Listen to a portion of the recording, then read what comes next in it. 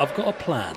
I want to combine a Kent gaming and football icon with the historic moment on everyone's lips right now. I'm talking about the tabletop game of Subbuteo, with the World Cup set to return home to Tunbridge Wells in September, and that historic moment, Maidstone United's huge win against Ipswich Town in the FA Cup. It's nonsense, it's wonderful, magical football nonsense here. Now, ahead of their tie with Coventry City, I've roped in two of Kent's finest Subbuteo players to play a match to predict the 5th round result. I'm here at the Labour and Social Club in Gillingham, home of Kent's only official Subbuteo team, Kent Invicta. Right now, I'm stood next to a table made of green felt and red wooden surrounds.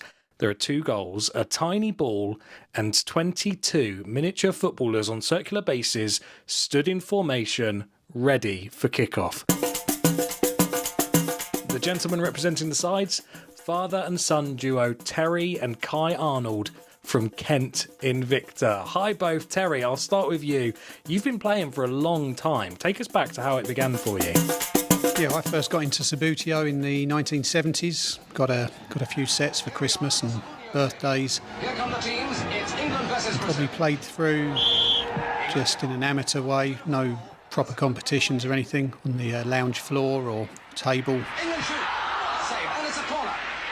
England take the kick. Probably through to about the mid to late 80s when I stopped playing, got a bit older, didn't realise that I really wanted to play it anymore. Playing the world's greatest sport with Subbuteo. And then rediscovered the game back in 2010. Found all my old stuff in the loft and introduced my son to it, who was 10 at the time, and we've been playing now, 14 years non-stop up until now, yeah. I picked the game up in 2010 at Christmas when we brought it down from the loft. We gave it a go out at the back of the house and we haven't stopped since. And Kent Invicta, that's Kent's only official team. How did that come about? How was it formed? Yeah, Kent Invicta was formed back in 2010, so we've been running for about 14 years. We joined the club shortly after it started up. It's really been the springboard for us getting involved in the national game and international game. As we've moved forward, we've attended many tournaments all around Europe, playing for Kent. We've always had our base here in the Gillingham area. And we've played in many countries all around Europe. The furthest we've played representing Kent is Tampa and Orlando over in the USA. But we've taken in a lot of countries on our travels, and it's a fantastic community. But from our perspective, being Kent players, we have representatives from Europe, from Norway, from Belgium, who play for our team, and a great mixture of ages. We're known very much as a team that nurtures good youth players through the system, and from 2012 through to 2017, the majority of the England youth players were made up of Kent individuals. That's amazing. Kent really representing them. How often are the team getting together to practice and play? So currently we play as a club every Sunday with our club nights, and when we're not at a club night we'll be at some sort of event, so every single Sunday. We're not on the back of the with the youth players. For instance, we was in Paris a couple of weeks ago, and our number 1 youth player who plays for Kent won the major in Paris on the back of a major win last year in GP. So our Kent number 1 junior player is hopefully going to be moving up to number 2 in the world pretty soon. Young Max will be in a good position for that particular World Cup. Yeah, Terry, of course, you mentioning the World Cup coming back to Tunbridge Wells, the game's home. You're actually involved in the organisation, aren't you? Yeah, so being part of the English Subbuteo Association board, I'm going to be involved, as all the other board members, with various tasks when the World Cup comes home to Tunbridge in September. I'll be a part of the general organising committee, but also with an eye on the legacy post the World Cup in seeing whether we can get some more teams or clubs being launched and involvement, particularly with youth players after the event, so we can see a rise in engagement with Subbuteo in Kent for the future. It's not all about your dad though, is it, Kye? You've actually been involved in previous World Cups yourself. So when I was younger, I played in 5 different World Cups across the under-12s, under-16s and under-20s categories.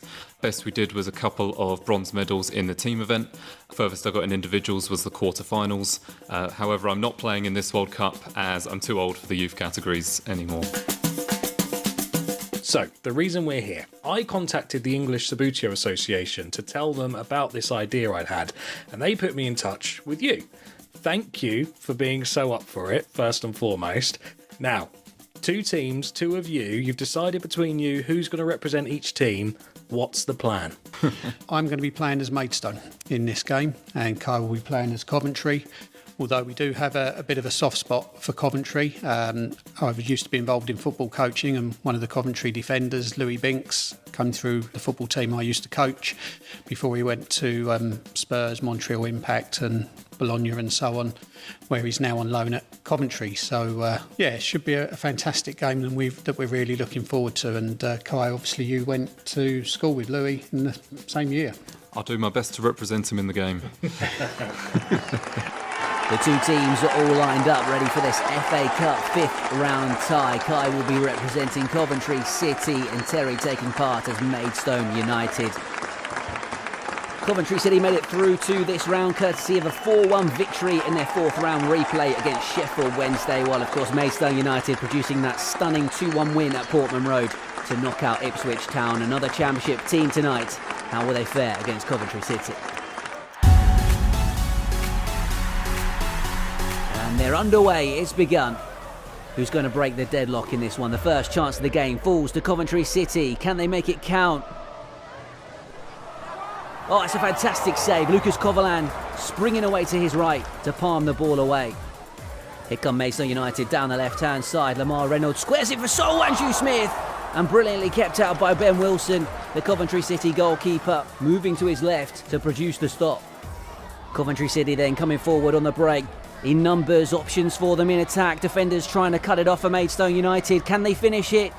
Yes, they can. Tucked away. Beautiful right-footed shot. Coventry City 1, Maidstone United 0. Maidstone United looking to get back on terms in this game. Shot from range comes in, but it cannons back off the post. Oh, so unlucky there for Maidstone United. Coventry City coming forward again. Casey Palmer bursting through the midfield. Shoots from range. Oh, and he's tucked it into the bottom corner. That's a delightful finish. Covoland dived to his right, but couldn't keep it out. It looks like Lucas Covoland's injured himself as well in the process of trying to make the save. Well, the hero from the last round for Maidstone United, the Brazilian goalkeeper, he's going to have to be substituted here. Maidstone United come on the attack then. How dearly they would love a goal. It's been played through by Wanju-Smith. Lamar Reynolds with the shot, and beautifully driven into the bottom corner.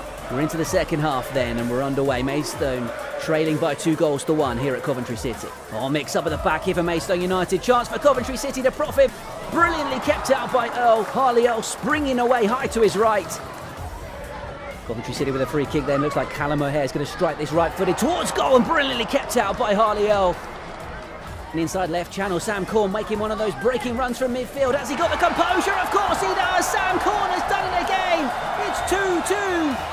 The Stones have got their leveller. The dying seconds of the game, challenges flying in from both teams. They so desperately want a late winner here. Coventry City bursting through then. This could be the chance for the late winner. And again, Harley Earl is there to make the save. And that's full time then. Another brilliant performance from Maidstone United, who have held Coventry City to a draw.